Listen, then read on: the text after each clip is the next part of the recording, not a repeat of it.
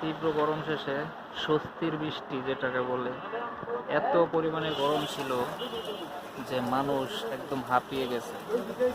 আল্লাহর রহমতে স্বস্তির বৃষ্টি শুরু হলো টঙ্গীতে। এখন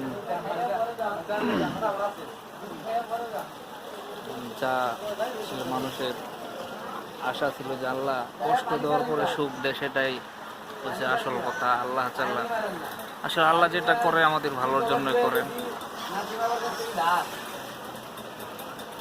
স্বস্তির বৃষ্টি হচ্ছে তীব্র গরম শেষে টঙ্গীতে। মানুষ খুবই শান্তি ভোগ করতেছে।